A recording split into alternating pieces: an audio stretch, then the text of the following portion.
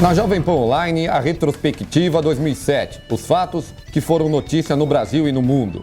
O ano na política começou com uma alegria para o presidente Lula, que tomou posse em seu segundo mandato. Mas depois foi marcado por muitas dificuldades.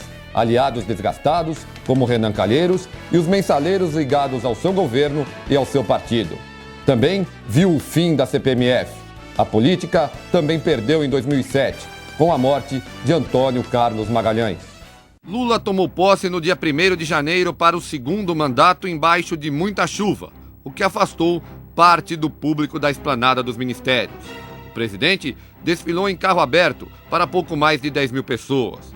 No discurso de posse, prometeu acelerar a política econômica e dialogar com a oposição. Hoje, digo que os verbos acelerar, crescer e incluir vão reger o Brasil nestes próximos 4 anos. Não desejo que a oposição deixe de cumprir o papel que dela esperam os que por ela livremente optaram. Quero pedir-lhes apenas que olhemos mais para o que nos une do que para o que nos separa. A economia cresceu em 2007, mas o diálogo com a oposição, esse não deu resultado.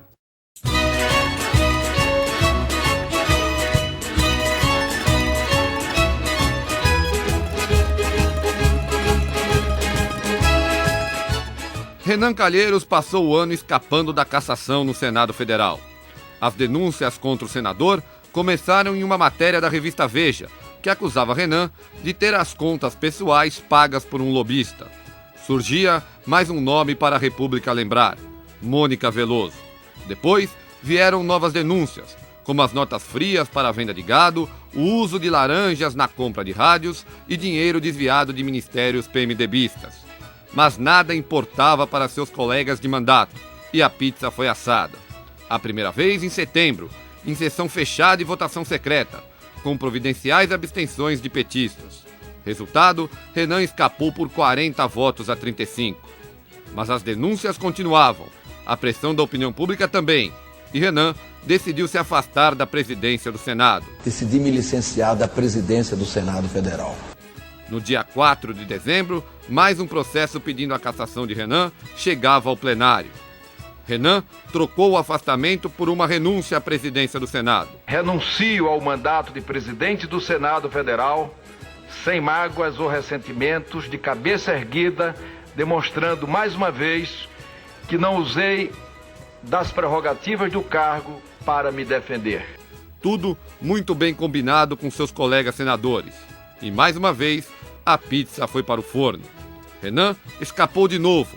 Dessa vez, pôde se dar ao direito até de não votar. Resultado, 48-29 a seu favor. Sim, 29, não. Rejeitada a matéria, vai ao arquivo. Um ano para o Senado esquecer e todos nós lembrarmos. Mas nem tudo foi pizza no Brasil.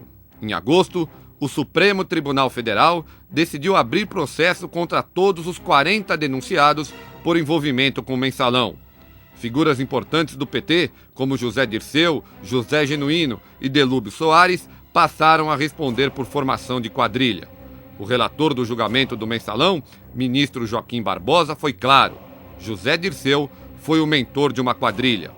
Seria José Dirceu o mentor, o chefe incontestável do grupo, o detentor do comando, a pessoa a quem todos os demais prestavam deferência. Após 5 dias de julgamento e mais de 35 horas de análise de documentos, os ministros do STF aceitaram a denúncia da Procuradoria-Geral da República contra todos os 40 envolvidos com o mensalão. 5 deputados, 9 ex-deputados, 3 ex-ministros do governo Lula e ex-integrantes da cúpula do PT foram processados. O Supremo fez a sua parte. Foi o fim de uma vida dedicada à política. No dia 20 de julho, morreu aos 79 anos de idade Antônio Carlos Magalhães. ACM, como era conhecido pela grande maioria dos brasileiros, foi 3 vezes governador da Bahia e 2 senador pelo seu estado. Sua influência na política brasileira se estendeu por mais de 40 anos. ACM, ou Toninho Malvadeza, como era chamado por seus inimigos, fez fama por participar de grandes debates no Senado Federal. a velha prostituta pregando castidade nesse país. Os ladrões, às vezes, exercem posições muito importantes, mas as pobres prostitutas, essas vivem à míngua, atrás, inclusive, do modo difícil de viver. Foi um político que despertou amores e ódios intensos. Ninguém mais vai pagar a CPMF no Brasil. É o fim do imposto do cheque. O governo deixará de recolher 40 bilhões de reais. A decisão foi tomada em uma sessão longa e tensa no Senado Federal. Foram 8 horas de duelo entre a oposição e o governo. Não é Vossa Excelência que vai ditar meu comportamento, senador. Vossa Excelência era um gurizinho de calça curta. O seu pai já era um grande homem e eu vivia. O que eu tenho de errado, de certo, o Brasil conhece. Vitória da oposição, com votos da base aliada. Em 2007, o Brasil recebeu visitas importantes. Estiveram por aqui o presidente americano, George W. Bush, e sua imensa segurança. E o Papa Bento XVI, que chegou carregando o estigma de ortodoxo e fechado e deixou o país como um líder sereno e profundo.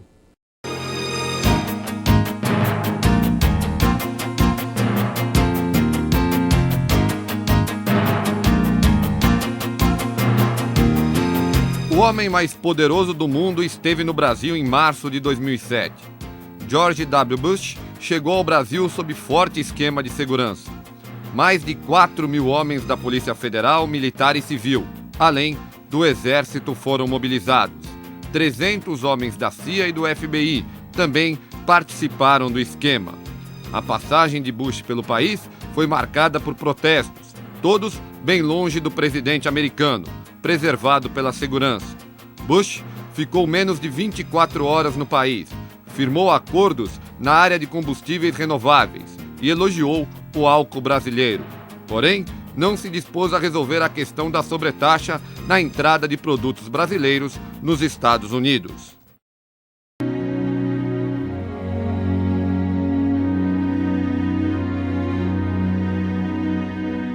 O Papa Bento XVI chegou ao Brasil no dia 9 de maio para uma visita de apenas 5 dias.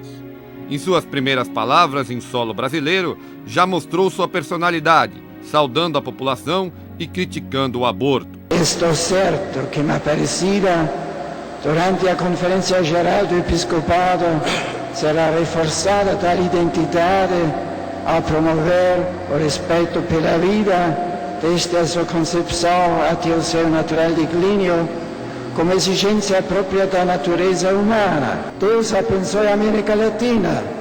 Deus abençoe o Brasil. A visita estava apenas começando e o Papa sentiria o calor dos brasileiros.